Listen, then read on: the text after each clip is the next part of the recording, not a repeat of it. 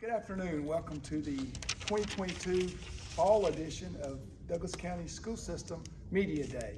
Again, today we're introducing some of our football coaches and some of our football players, leaders in our program.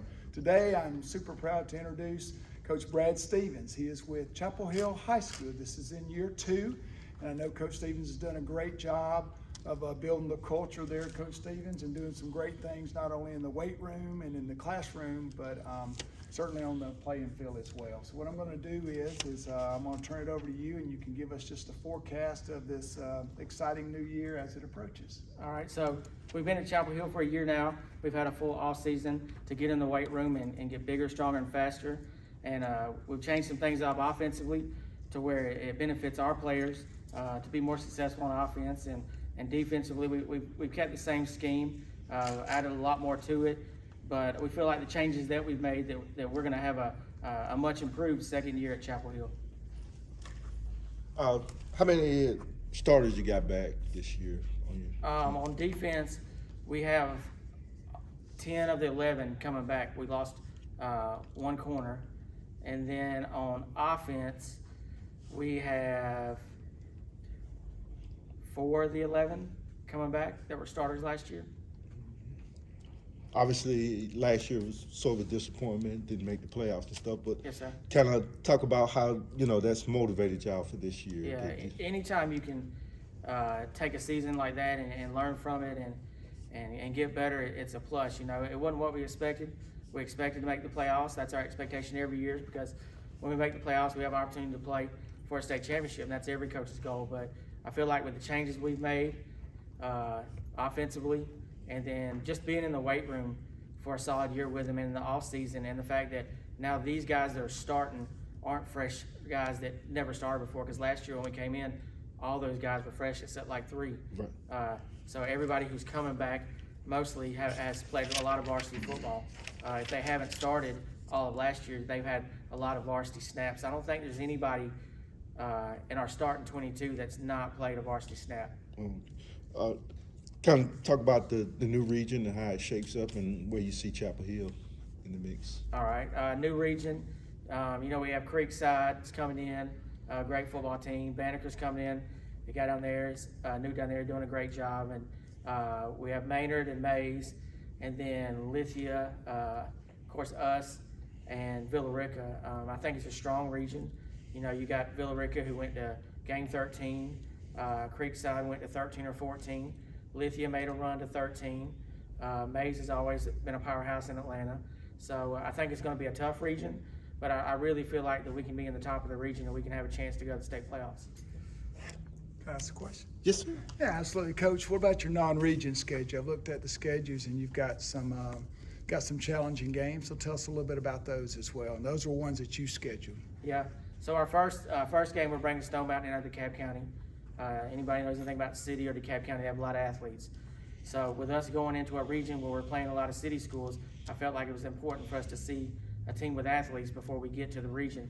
So we scheduled that first, and then our second game, we're going to play in the Great Atlanta Bash. It's an opportunity to get the kids on TV.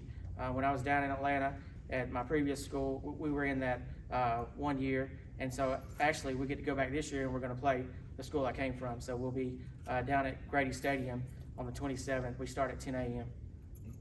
And then our last game is South Cobb. They're a 6A program. As a coach, you always want to play up and play somebody up to make you better. And I feel like with that schedule right there, with the amount of athletes we play on the front end and then going up to a bigger program, I feel like it's going to prepare us when we get in the region. Kind of what it's going to take for y'all to be successful this year? What's your strength right now? Our strength right now offensively is running the football. We've got to be able to establish the run. And my motto is throw it when you want to, not when you have to.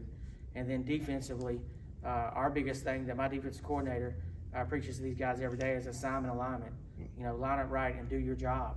And if we can do that and play disciplined football and stay healthy, I think we can have a really successful season. Kind of, what area concerns you? What is that an area that concerns you going into? I don't think there's really a real big concern. Really? We have some youth up front, but our offensive linemen have worked, since the end of last year. We've had offensive line workaux, in the off season, voluntary, and Those guys have been there religiously every single time, not missing practice. We're young up front. All our offensive linemen we have now will be back for year 2. And then, of course, at quarterback, we're young. But with what we're doing within our system we're running, they'll be successful. Thank you. Coach, one of the things I'd like to add is that as the county athletic director, one of the things I've witnessed is throughout the school year, I see a lot of your football players on hardwood during the season. I see a lot of them in the track program. So talk to me a little bit about the Chapel Hill philosophy as far as it goes with athletics across the board and within and all year during the school year. Yeah, me as a head football coach, I'm a real big proponent of kids playing multiple sports. And my kids will tell you, I don't tell them you just have to play football. I want them to be well-versed in multiple sports. And what I try to tell my guys is when a recruiter comes in and recruits you, they want to hear about other sports you play, other things you do outside of football. It's not just about football. And one big thing at Chapel Hill as head coaches, we all push kids to play multiple sports because, I mean, there's a lot like kids you're going to see today. Some of them play football, basketball, wrestling, and run track. So they're multi-sport athletes. And we try to push that with all our kids. We want all our kids to be multi-sport athletes. The young men that I'm about to introduce are our senior leaders. These 5 kids academically are above a 3.1 or higher with their GPA, and all of these kids are already test score qualified. The first person I'm going to bring up is our running back, number 1, Jelani Lovett. All right, the second kid that I'm going to bring up is another one of our running backs, number 5, Rod Payne. The next young man I'm bringing up is number 8, Reuben Huggins. He plays linebacker and running back for us. The next kid I'm bringing up is Aaron Redmond. He plays D end and tight end for us. And the next young man I'm bringing up is our starting safety, number 21, Cameron Ashton. And as I said earlier, all 5 of these kids, 3.1 GPA or higher, test score qualified, and then also Aaron Redmond, number 9, has a 4.0 GPA right now. And one of our new assistant coaches that we brought on to Chapel Hill is former DC Tiger quarterback Ricky Dobbs, who is going to coach quarterbacks for us at Chapel Hill.